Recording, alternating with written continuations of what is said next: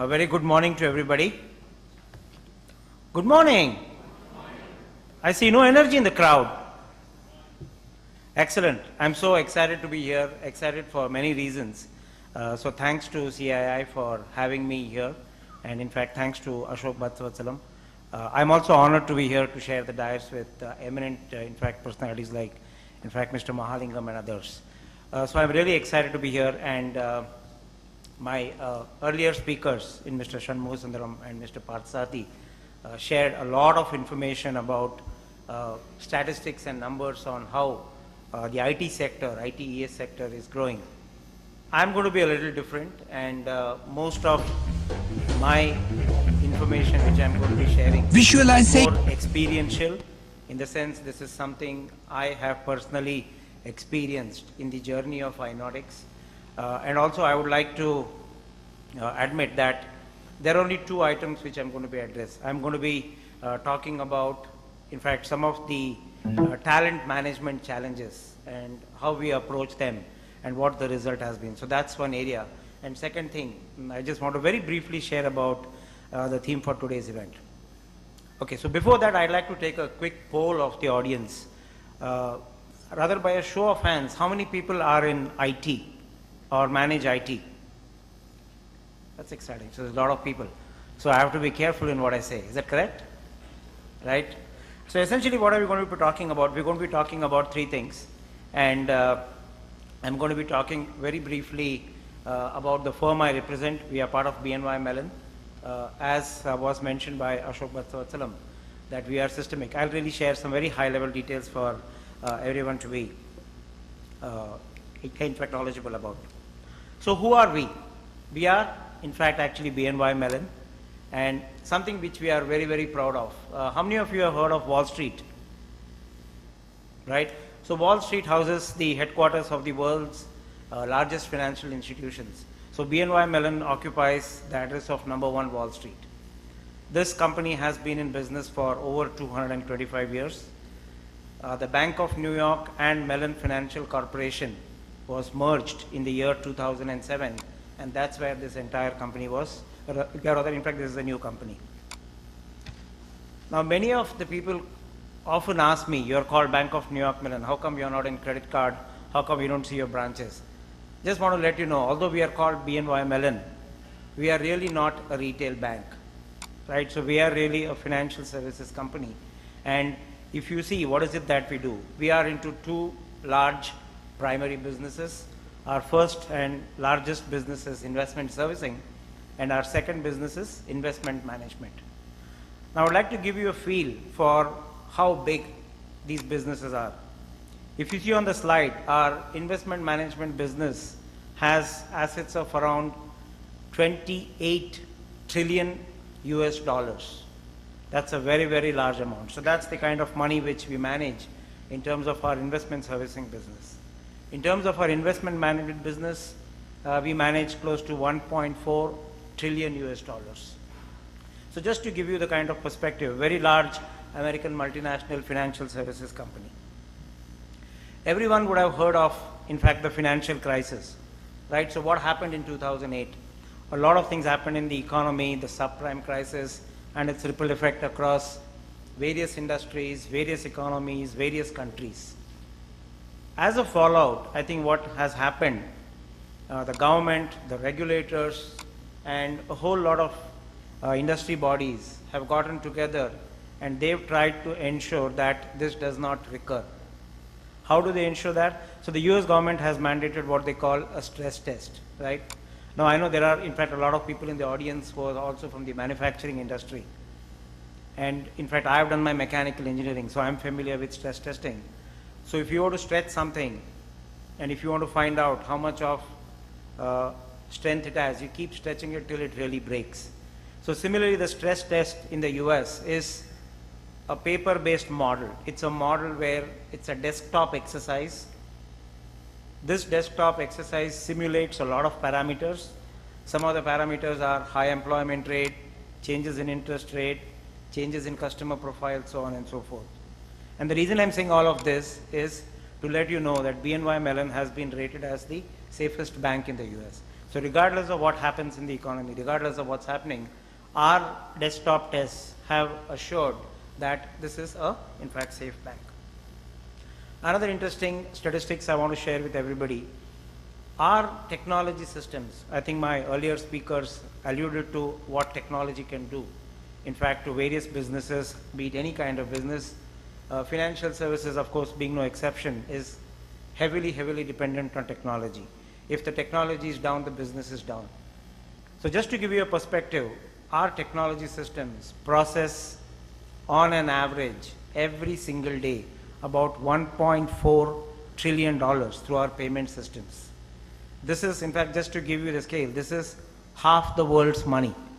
So imagine half the world's money is actually flowing through our technology systems. So again, the reason I'm saying all of this is just to give you a perspective. In terms of our footprint, we are operating in 36 countries globally all over the world across 6 continents, and our global employee strength is around 48,000 people. And that's the reason we really are actually taking pride, in fact, that we are servicing a lot of Fortune 500 customers. Now, before I talk about, I think Ashok alluded to this earlier, we are really what we call systemic to the financial services industry. And how many of you have heard of 9/11? Okay, what happened on 9/11? There was a disaster, right? There was a disaster, there was a terrorist attack. And just to kind of give you some things in perspective, our offices in New York are located absolutely next, in fact, to the World Trade Center, which used to be there. So when the disaster happened, there was a lot of destruction, there was a lot of damage, there was a lot of calamity, and the technology infrastructure was seriously disrupted. With the net result, what happened? Earlier we said our systems process half the world's money. Imagine if your wires are cut, if your power is down, and you are unable to do all of that. It's a huge impact. So our CEO got called by the President of the United States, and I'm sure how the meeting, and I'm sure all of you can guess how the meeting would have happened. It's not a pleasant meeting. So that's why we take pride in saying that we are systemic to the financial services industry. When we say systemic, it's very important for everyone to know that anything which affects the economy, anything which affects the market, anything which affects the country is called systemic. So BNY Mellon is a company which is systemic to the, in fact, financial services industry. So this is about who we are. In fact, let's now look at, in fact, what do we do? This is just a chart, and this chart, in fact, talks about how BNY Mellon helps clients or investors on a global basis across the entire life cycle. So we help create, trade, hold, manage, distribute, and restructure assets. So this is really our primary business. Effective 23rd of last month, we launched a new brand. So we are going to be focusing very heavily on supporting our new brand. And this is the primary business. We are one company across many lines of businesses. And in fact, many of the information you see on the chart are the global businesses that we support, right? So this is about our parent company. Now let's look about Inodex. So Inodex is the fully owned GIC. I know NASSCOM does not like to rather use the word captive. In fact, so we are called the Global In-House Center. So we are the Global In-House Center for BNY Mellon. We started our operations in 2001. We started our operations in Tidal Park. That's our single largest facility. We are the single largest occupier in Tidal Park in Chennai. We have grown in Tidal Park. We have grown in S&S. Those are our 2 facilities in Chennai. And effective of, in fact, November of 2011, we also started our operation in Pune. So we're based out of Chennai and Pune. And along the journey, I mean, we've been doing a lot of services, and our growth has been entirely organic. So we are almost from 0 to 5,000. And this journey has been really exciting. And before I get to some of the challenges, I'd really like to take a minute and show you. In fact, this has been our journey. So I'm just going to be sharing a little information. There have been numerous challenges. It's been fun all along the road.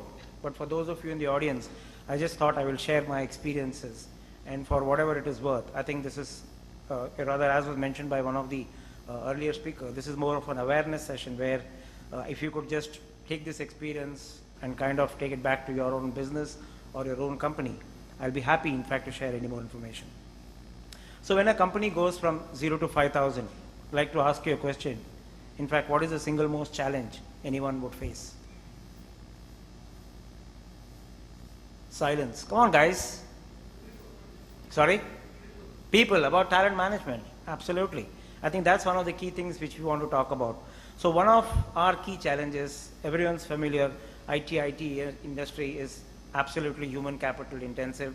It all depends on people. The computers and the networks can only do so much, but it's all about people. It's all about the knowledge. So it's very, very important that we manage this human capital like a child. It has to be constantly motivated. It has to be constantly engaged. It has to be constantly excited. So that's been one of our key challenges. So talent management is not only about recruiting and getting the people on board. It's more about how do we make sure that they are completely engaged. And why do we want people engaged? Why do we want people happy? The answer is simple. Happy employees means highly productive, good returns to shareholders, good returns to customers, good returns to the business, and so many things. The advantages can just go on and on. So essentially our challenge has been, in fact, talent management, and we as the leadership team, in fact, deliberated, brainstormed, and discussed how do we make sure that we maintain a workforce which is highly engaged and highly motivated. So we did a lot of research, and again, what I'm going to be sharing is just one portion of it. There are numerous parameters, and I'm going to be sharing only one portion. So we partnered with a lot of institutes, and one of the institute is the Great Place to Work Institute. And the Great Place to Work Institute is based out of California. They operate in more than 45 countries. They are an HR consulting company. So out of their research, we learned phenomenal amount of information. They have done research over many years, and they have published what they call key trends for every workplace for it to be a great place. Okay, so what are these key trends? These are again, in fact, some of the indicative key trends only. So first thing which they found out is the importance of work-life balance. In today's economy, there are a lot of conflicting pressures that all of us as individuals and adults goes through, right? And this is one area where most employees, most organizations that have been ranked as great places to work have had a key trend in terms of their organization's focus on providing benefits or providing opportunities for flexible working arrangements. So what do flexible working arrangements mean? And I'll share something exciting. So we've implemented this almost 2 years ago. And I think one of the key things which I would like to share with everybody, before we had this program, you asked anybody at Aeronautics, what is it that you want? And they would say work from home. So we sat down, created this program, put a policy in place, implemented it. And guess what? After this program was implemented, at any point in time, we have only 60 or 70 people availing of it. So, right? So essentially, whenever the problem is being asked, it seems that it will be for 5,000 people, but it's not that acute. And that's where I think this is a very good infrastructure or a very good tool for all of you to kind of go and look back into your organizations. The second key trend for a great place to work is the importance on unique and special benefits. Now, what does it mean, right? So there are many great places to work in India, and I can just share one example. All companies give leaves to their employees. All companies give vacations to their employees, right? Now, there are, given the demographics of a company, there are average age group of 25, average age group 30, average age group of 40. Depending on the demographic, depending on the personal situation, some people need more, some people need less. But what happens in many organizations, there is a section of the people which lapses their leave or lapses their vacation, especially in India. So one of the special benefit, one of the unique benefits which you can think of potentially, and again, I am not sounding prescriptive here, is to see if I am going to lapse my vacation, is it possible for me to give that vacation to somebody else who needs that? So those are the examples where we're saying, for you to be a great place to work, you need to come up with, in addition to what is normal, compensation, promotions, all that stuff, which is all normal, everyone does it, but to look at something which is special and unique. The third and the most important part, which the Great Place to Work research has created, the top 25 great places to work are unique than the others because of their ability to create processes and managerial capability to build equity, impartiality, reliability, caring, and a sense of fun at work. So this is really very, very important. And so when we started on our talent management journey, just to take a step back, we grew from 0 to 5,000. Talent management was one of our challenges. How do we overcome that challenges? We looked at some of these key strengths. And then what is the approach we adopted, which is actually what I'll talk on the next slide. So essentially when we started approaching this problem, we said there are key trends which the Great Place is suggesting or is alluding to. How do you take advantage? Many of us as managers manage teams. Many of us as employees work for managers. Every time we have few requirements. Is my manager recognizing good work done by me? Is my manager awarding or rewarding me for the good work done by me? Is my manager taking an active interest in my learning and development?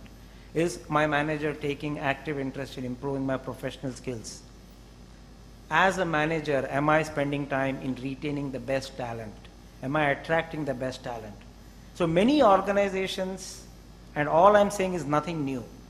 All we have done is we have created a simple portal, a snapshot of which you're seeing on the screen, where every manager who actually has this electronic portal, so he or she logs into the portal, and if you see there are a few elements there. So the leftmost element on the top actually refers to awards. So every manager, I can see how I need to change my behavior in awarding and rewarding my people. So I can see my last 12 months history on how I have done. And the reason we've called it very aptly the manager's mirror, because I as a manager am seeing in my own mirror how I am performing with respect to the elements of employee engagement. So here the manager's mirror has 5 elements. The first element, as you see, is called the rewards. That is primarily to change managers' behavior on creating a culture of recognition. And I'm very happy to share, we have implemented this for almost 18 months now. We have found that there has been a 30% increase of the managers who recognize good behavior, which has a very good feel-good effect on the entire enterprise. The second one is on learning and development. So it gives manager vital information on how he or she is doing in supporting the learning and development of his employees. And the last one is on talent management, right? So this is the approach. The problem or the challenge was talent management. The approach was to look at the key trends from the Great Place to Work and implementation of this infrastructure, which we call the manager's mirror. And what is the result? This is the result. So we have been recognized by the Great Place to Work for 3 consecutive years. And I think consistency is the key as India's top 25 Great Place to Work. In addition to this, within the enterprise, we go through what is called an employee engagement survey. And very happy to share that the results of all these investments have resulted in our team being rated as the most or the highly engaged team across the 48,000 employees. So this is just one of the pieces of, in fact, learnings or activities which we did from a talent management perspective.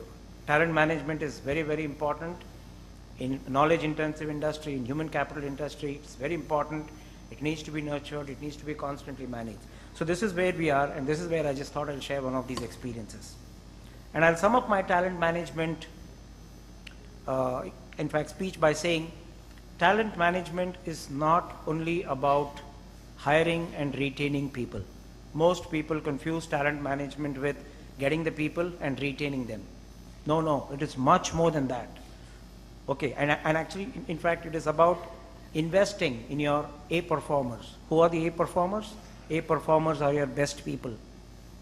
It means raising the game for the B performers.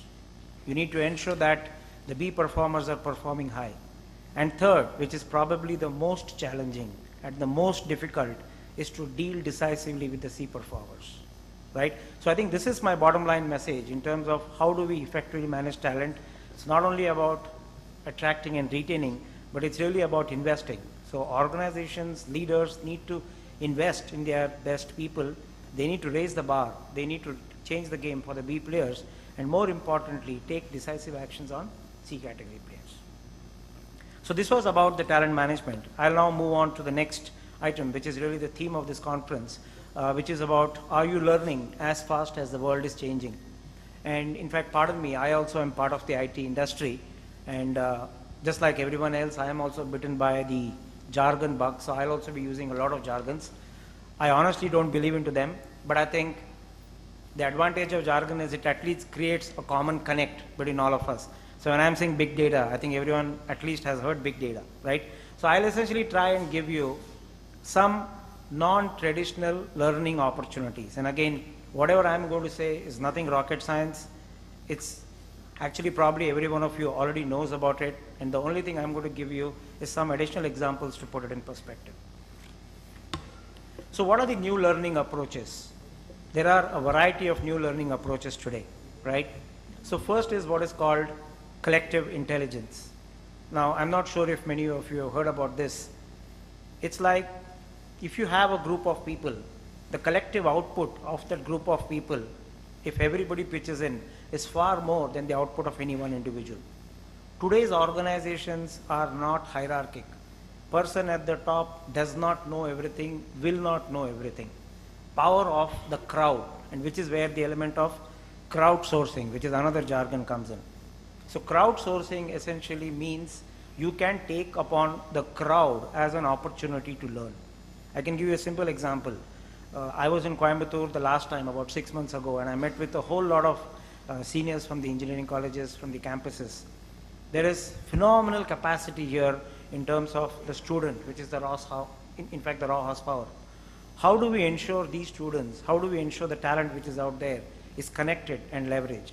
Today there are a lot of common portals out there wherein you could put in a piece of work, somebody in the crowd, be it Coimbatore or Chennai or anywhere, can pick it up, somebody else can review it, he or she could get paid for it and be done. So this is a completely different approach to what we conventionally learn. Our whole approach in learning has been to look at specific things. This is a completely new approach which is called collective intelligence. I can share an example which we are doing right now. We're going to be launching it next week in our own company, which we call jam. Now jam is very simple to remember because all of us have bread and jam every day, almost. But this jam is different.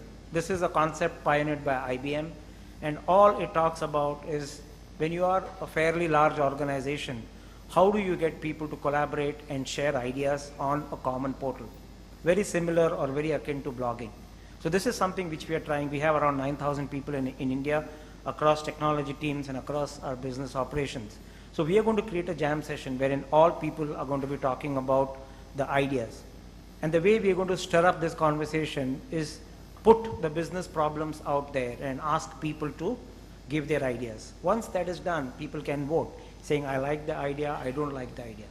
This is something unheard of. And these days, that's where we can really put technology to use.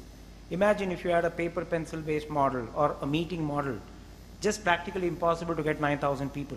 But with technology, with people working 24/7, you can leverage this infrastructure, and this is what we call collective intelligence or crowdsourcing. The second is around big data. Again, big data to many people would mean many things, but I'd just like to leave you with a very simple thought. Over the last 3 years, the world has generated electronic data, which it has generated over the last 20 years. So these days, there is a lot of data which is being collected. Phenomenal amount of data is being collected. From a big data perspective, what is important is everybody, all of us as business leaders, project leaders, managers, human resource people, this offers a huge opportunity for you to make your decisions based on the evidences that lie in it. Most of us have a gut feel or a judgment, right, or a commonsensical approach. Big data is actually going to be really helping us take evidence-based decision. So that is something I would like every one of us to look at, saying that if you are sitting on a lot of data, just forget about the technology. There is technology. There is a lot of new technology coming out there. There is Hadoop, there is open source, there is non-open source, a lot of technologies out there. If you can harness the intelligence which is sitting in there, and which is my next point, is how do you mine your own data and create meaningful insights into it. And I can share some examples here, right? So for example, there was, in fact, this credit card company. So credit card company, all of us have credit cards. Credit card companies are very, very scared about frauds. So earlier, they had systems wherein for every genuine false alarm, there were 97 alarms generated. So that's a credit card company, right? So every time there is a transaction, the credit card company is suspecting the transaction, saying somebody's card has got stolen or somebody's card has got hacked, and then a transaction is happening. This in fact, financial services company implemented a lot of systems, procedures by mining at their own data. What they did was, in addition to analyzing the behavior pattern of the spenders, they also analyzed the behavior pattern of the merchants, because that is the other half. After analyzing the two, after creating a whole lot of technology, from 97 false alarms, they were able to bring it down to 10. So that is the power of technology, and that is the power of big data. Earlier, people would just create new and new technology, but now if they go back to their own data, they have this data all with themselves, and that's what big data is all about. Then the other one is the casino. In casinos, I'm not sure how many of us in India, we don't have it because it's not legal, but abroad there are casinos. The prime driver there is for people to go to those slot machines and keep playing, keep losing money, so that the casino companies make money. So what they did was, they would give cheap room rates, hoping that if you give cheap room rates, people will come there. If they come there, then they're going to go to the slot machine, and then it's a recursive cycle. Did not work. Even in spite of giving cheap rooms, people did not come. So what did the card companies, or rather in fact the casino companies, do? They started tracking people who are playing games. And there is this casino company, I can't share the name, who process 16 terabytes of data every single day, analyzing everybody's pattern. And depending on the analysis, they are offering me or whoever is the user real-time incentives, and that is what is changing their business. So this is yet another example where the casino companies had all this data, and now they are utilizing all this data, right? And the third company is actually a financial services company. So this financial services company had an example wherein, in fact, they were again dealing with credit cards. And when we're saying with credit cards, their whole model was around how do you ensure that they give credit cards. In India, again, it's very true. Credit card is given to people who have ability to repay or who have ability to actually support collateral. But this company looked at their own data and they said, let's look at people to give credit cards, and examples are students. Now students don't have a lot of money, okay, and students don't have, in fact, a whole lot of earning power, because at that time they are studying, and students also have a lot of debt. So essentially this company created this whole business model. They mapped students. For every student they had 20 pages worth of data, and depending on this they are able to improve their credit card customer base from 36% to 50%. So many examples, but again, bottom line is, this is a completely new way to learn. It's not about the buzzword of big data, it's not about technology, it's about learning. From a business standpoint, if your objectives are to improve your top line, or improve the bottom line, or improve customer satisfaction, or shareholder value, or regulatory compliances, you are sitting on a lot of data. You have to mine it using appropriate tools, technologies, and get meaningful insights out of it. Again, as I said earlier, even with big data, there are a lot of issues. Nobody has gotten their arms around it. With big data, there is a lot of noise. You get tons and tons of data. So people don't know how to separate the noise and how to separate the good data. A lot of research is going on. Now, as you are separating the noise, please be aware there is a lot of rare events which are actually buried in that noise. So there doesn't exist technology to pull those things out. So again, there is a lot of opportunities, challenges there as well. And that is where every one of you will hear a new role of what we call a data scientist. This is again another jargon. So a data scientist is somebody who knows the business, who knows the technology. His key contribution is to correlate the data. Most of us looked at data as just numbers, but if you are able to correlate and create meaningful insights out of it, that's the role of the data scientist. The other learning model is again absolutely new.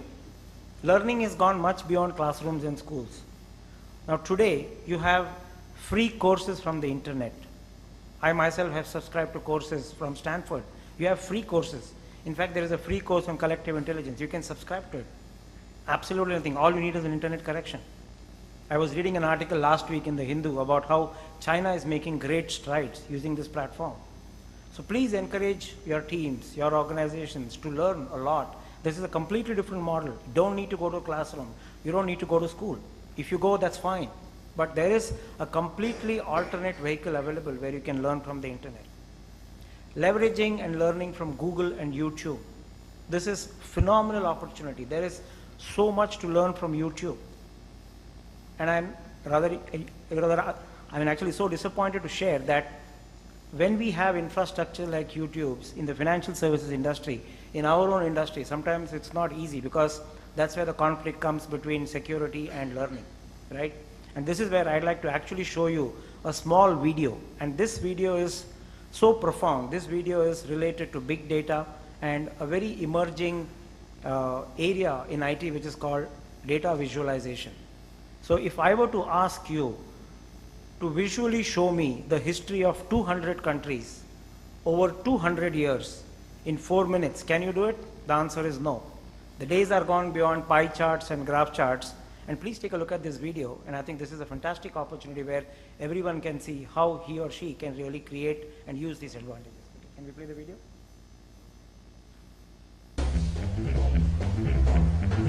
Visualization is right at the heart of my own work too.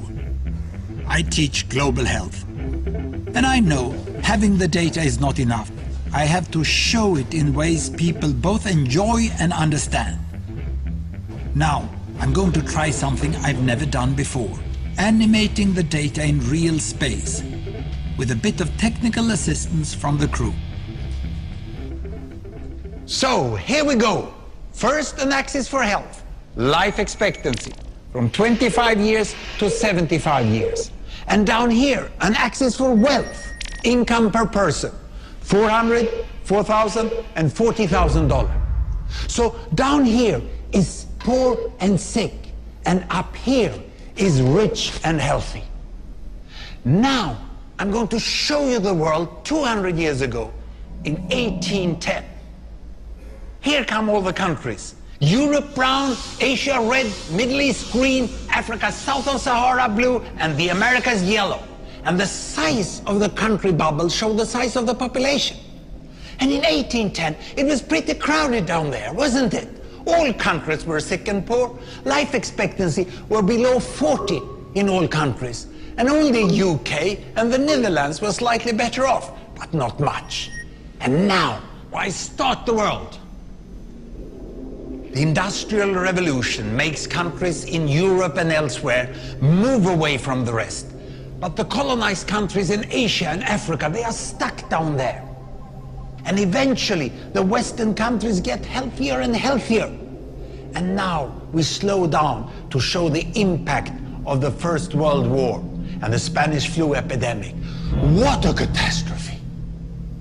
And now I speed up through the 1920s and the 1930s. And in spite of the Great Depression, Western countries forge on towards greater wealth and health. Japan and some others try to follow, but most countries stay down here. Now, after the tragedies of the Second World War, we stop a bit to look at the world in 1948. 1948 was a great year. The war was over, Sweden topped the medal table at the Winter Olympics, and I was born. But the differences between the countries of the world was wider than ever. United States was in the front, Japan was catching up. Brazil was way behind, Iran was getting a little richer from oil, but still had short lives. And the Asian giants, China, India, Pakistan, Bangladesh and Indonesia, they were still poor and sick down here. But look what is about to happen. Here we go again. In my lifetime, former colonies gained independence, and then finally they started to get healthier and healthier and healthier. And in the 1970s, then countries in Asia and Latin America started to catch up with the Western countries. They became the emerging economies. Some in Africa follows. Some Africans were stuck in civil war and others hit by HIV. And now we can see the world today in the most up-to-date statistics. Most people today live in the middle, but there are huge differences at the same time between the best of countries and the worst of countries. And there are also huge inequalities within countries. These bubbles show country averages, but I can split them. Take China, I can split it into provinces. There goes Shanghai. It has the same wealth and health as Italy today. And there is the poor inland province Guizhou. It is like Pakistan. And if I split it further, the rural parts are like Ghana in Africa. And yet, despite the enormous disparities today, we have seen 200 years of remarkable progress. That huge historical gap between the West and the rest is now closing. We have become an entirely new converging world. And I see a clear trend into the future. With aid, trade, green technology and peace, it's fully possible that everyone can make it to the healthy, wealthy corner. Well, what you just seen in the last few minutes is a story of 200 countries shown over 200 years and beyond. It involved plotting of 120,000 numbers. Pretty neat, huh? So essentially this was in fact a video, and the purpose of showing this rather was essentially to see how you can learn from Google or YouTube, and more importantly the power of visualization techniques, right? So this is freely available. It's called the Joy of Stats, so everyone can please go and take a look at it. I know I'm running out of time, so my last item is essentially about innovation, and I just wanted to share something new and something which is happening out there, and this is in terms of what we call the, okay, can we have the slide please? Can we have the slide?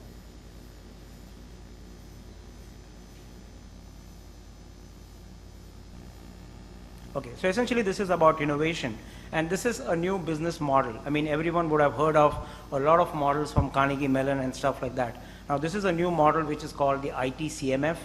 This is from the Innovation Value Institute in Ireland, and essentially this Innovation Value Institute, now what has happened is IT as a business, IT for business value is the language. So this model, I won't get into a whole lot of detail. All of this information is available on the internet.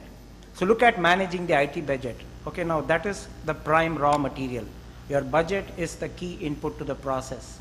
And then the production engine is managing the IT capability. How do you use the budget to create IT capability and create the products and services? And what is an output of that? Output of that is the business value. And then the last, managing IT business, is really the framework elements which says how much do you put on input so that you have an optimal output. So the ITCMF model A has the language of business value. It's not IT for IT's sake. What is IT really making a difference to the business? How is your business value getting generated? And in fact, these are called the 4 macro capabilities. The model has 33 core capabilities as part of that. So all this information is there. So essentially this is my summary. I really like rather to thank you for having been patient, and I would like to summarize by saying rather with respect to our theme today, there are a lot of new learning approaches. The conventional learning approaches are being broken away from a non-hierarchic model. It's being flat. There are changing models, there are changing paradigms. It's absolutely moving away from the hierarchical structure, and we need to become a teaching organization as much as a learning organization. So thank you very much, and once again thank you CII and Ashok for having me here, and apologies for shooting over my time. Thank you very much. Thank you, sir, for an indeed insightful and valuable session. Thank you for sharing your experience at Inotics, and also for demonstrating how open and large-scale technologies can help us face some of the challenges we are facing today. Thank you.